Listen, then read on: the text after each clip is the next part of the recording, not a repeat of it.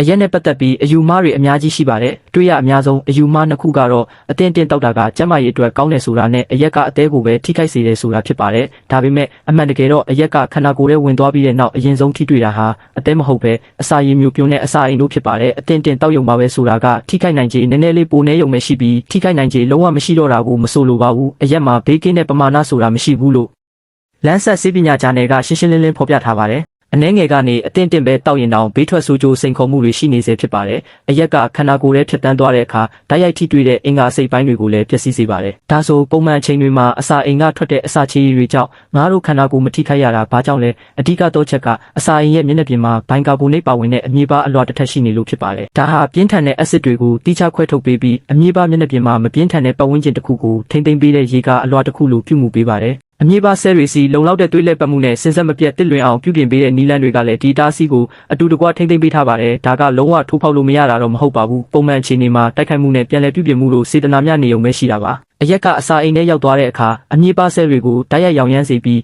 မကင်းတဲ့အမြေပါအတားအဆီးကိုအားနည်းစေကစိတ်ဝင်နိုင်စွမ်းကိုမြင့်တင်ပေးတဲ့အပြင်ဒေတာတွင်သွေးလက်ပတ်မှုနဲ့ပြန်လည်ပြုပြင်မှုကိုပါနှောက်ယှက်နိုင်ပါတယ်။ပြင်းအားများတဲ့အရက်တွေတောက်တာအစာအိမ်ထဲမှာအစာမရှိဘဲတောက်တာဒါမှမဟုတ်အချိန်တိုအတွင်းအလွန်အကျွံတောက်တာတွေကထိတွေ့မှုပြင်းအားနဲ့ထိခိုက်ဒဏ်ရာရရှိနိုင်ခြေကိုပုံမှုမြင့်တက်စေပါတယ်။တင်ခံစားရတဲ့အစာအိမ်ပူဆက်ပူလောင်ဖြစ်ခြင်းအက်ဆစ်ပြန်တက်ခြင်းပြုတ်အန်ခြင်းနဲ့ဘိုက်အောင်ခြင်းတို့ဟာအရက်ရှိန်ကြောင့်ကြီးမဟုတ်ပဲအစာအိမ်ကထိခိုက်နေရပြီဖြစ်ကြောင်းအချက်ပြနေတာလည်းဖြစ်နိုင်ပါတယ်။ဒါမျိုးမကြာခဏထပ်ဖြစ်နေရင်အမြေပါတွေရောင်ရမ်းခြင်းရေအိုင်ခြင်းနဲ့ပျက်စီးမှုတွေဖြစ်ပေါ်လာနိုင်ပြီးဒဏ်ရာနဲ့ဆိုင်လာတဲ့အခါအနာဖြစ်တာဒါမှမဟုတ်အစာလမ်းကြောင်းတွေးရစိမ့်တာအထိဖြစ်လာနိုင်ပါတယ်။အရက်ဟာအစာရည်မျိုးပြုံးအက်ဆစ်ပြန်တက်တဲ့ယောဂဖြစ်ပွားနိုင်ခြင်းနဲ့လည်းဆက်နေပါတယ်။ယောဂလက္ခဏာ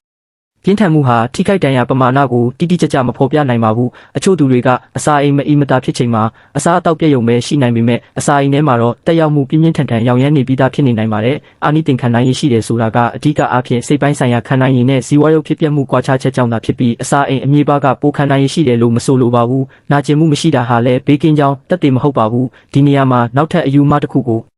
ပြင်ဆင်ဖို့လိုပါတယ်အစာအိမ်အမြေပါထိခိုက်တာဟာအစာအိမ်ကင်ဆာအဖြစ်အဆင့်ဆင့်ပြောင်းလဲသွားမယ်လို့မဆိုလိုပါဘူးအစာအိမ်ကင်ဆာမှာဟယ်လီကိုဘက်တာပိုင်လိုရီဘက်တီးရီးယားမျိုးရိုးဗီဇအစာအသောက်နဲ့ဆေးလိပ်တောက်ခြင်းစတဲ့အကြောင်းရင်းအများကြီးပါဝင်နေပါတယ်တစ်ချိန်ဘိုက်အောင်ဖူးယုံနဲ့ဆိုးရွားတဲ့အဆုံးသက်ကြီးဖြစ်လာမယ်လို့သတ်မှတ်လို့မရတယ်လို့ဒါကအစာအိမ်ဖြစ်တာခဏထိခိုက်တာကိုရှစ်လူရှုလို့ရတယ်လို့လည်းမဆိုလိုပါဘူးလက္ခဏာတွေစက်တိုက်ဖြစ်ပေါ်နေရင်နောက်တစ်ချိန်ရှော့တောက်ယုံနဲ့ဖုံးကွယ်မထားပဲစစ်ဆေးမှုပြုလို့ရပါမယ်အန်ရီယယ်ကိုရှော့ချဖို့တကယ်ထိရောက်တဲ့ပထမဆုံးနည်းလမ်းကတော့လုံးဝမတောက်တာပ